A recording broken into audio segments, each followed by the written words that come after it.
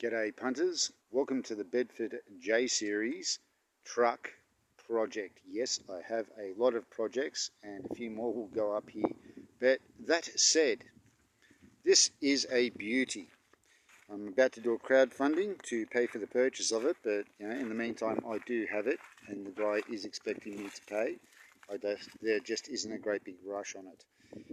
It was only $1,500, can't argue with that. As you can see, steel's getting a bit thin in a couple of spots, but a nice plate welded over the top of that should take care of it.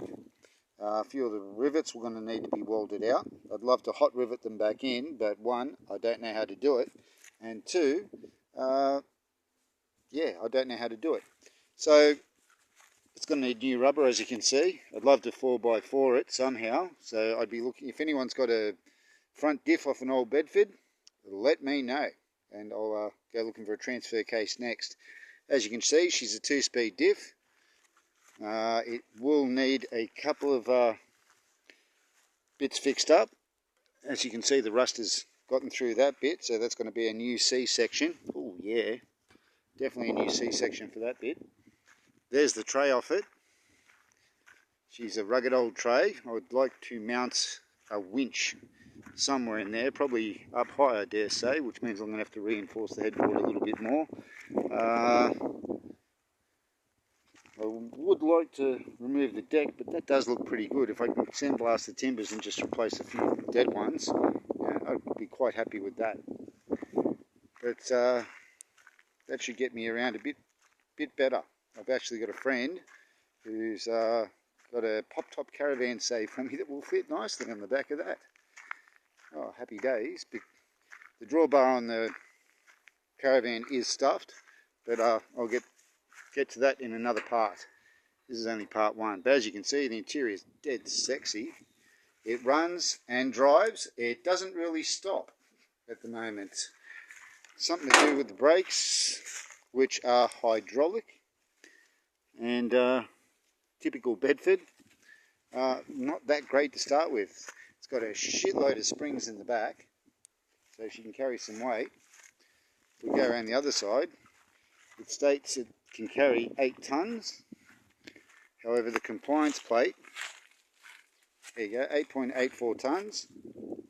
But the compliance plate says 7. So somebody's telling lies somewhere. As you can see, drum brakes all around. Front drum, rear drum, so it will stop very well, but it will get hot and glaze over very quickly. Very, very bouncy ride. Couple that with the springs in the seats. When I took Rex for a spin, he was looking at me like, you have to be joking, mate. And I'm just like, hold on, buddy. Didn't he get bounced around a bit? But nice big shiny Bedford, yeah. I'm just about to decrease the motor, a 214 cubic inch petrol motor, which is really strange. I can't find much information on it. I can find plenty on 214 diesels, but these petrol ones seem to be a bit of a mystery. Yeah? No alternator. There's a dynamo, and yeah, she's going to chew up a bit of degreaser.